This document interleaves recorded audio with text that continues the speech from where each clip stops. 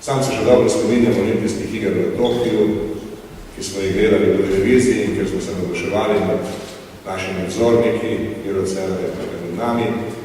In pripričan sem, da je danes ravno tako, da mladi ljudje gledajo udeležence olimpijskih iger kot svoje velike vzornike. In to je mogoče na največjih vrednot olimpijskih iger za vsako generacijo. Obstajajo seveda še druge vrednote. Obstaja taka vrednota, kot je mednarodno zbliževanje. Olimpijske igre so se v času zadnjih desetletij močno uveljavile kot dejavnik zbliževanja med narodi, kot dejavnik miru. To je zelo pomembno. In seveda brez nepotrebne naivnosti lahko rečemo, da tudi letos pričakujemo, da bo Kitajska kot gostiteljica odigrala svojo vlogo gostiteljic tega velikega festivala mednarodnega miru, globalnega prijateljstva, globalne sprave. In to seveda ni naključje, kajti Kitajska je danes srce globalizacije, je danes eden najpomembnejših motorjev, ki peljejo napredek sveta naprej. In zaradi tega smo seveda posebno zadovoljni, da lahko te olimpijske igre tako močno simbolizirajo poleg vsega drugega tudi napredek sveta.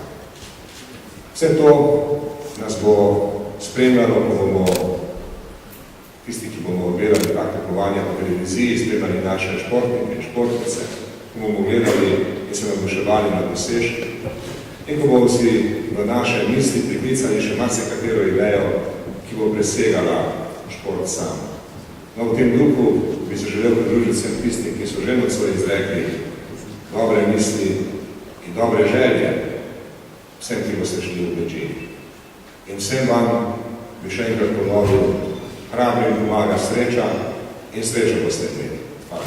Drage športnice in športniki, danes se začenjajo vaše sanje, danes si začenjate živeti. Že dolgo časa ste na nek način ambasadori Republike Slovenije na področju športa. Prav vam vi imate zasluge za to, da Slovenijo vršijo med najodličnejše države na področju športa in hvala vam in ponosni smo na vas. Šport je tudi jezik, ki ga vsi razumejo.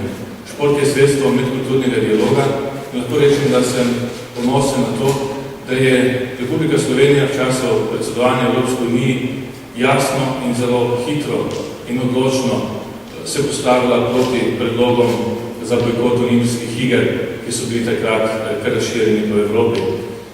Prepričan sem, da boste na Kitajskem, na vaši olimpijski poti vložili vaše nastope požrtvovanost, pogum, plemenitost in na ta način dosegli cilje.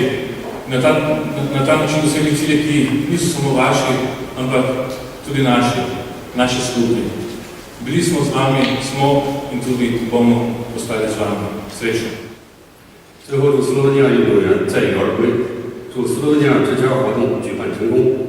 为方便你们在中国的生活，我呢也向你们每人赠送一本斯汉字典。谢谢。 Na koncu slovenskim športnikom želim, da se avtomobilno vrnete z odličnimi rezultati. Prav tako vam želim uspešno izvedbo projekta Slovenske hiše. Da vam bo bivanje na Kitajskem olajšano, vsakim izmed vas ohranjam slovensko-kitajski Slovak. Hvala.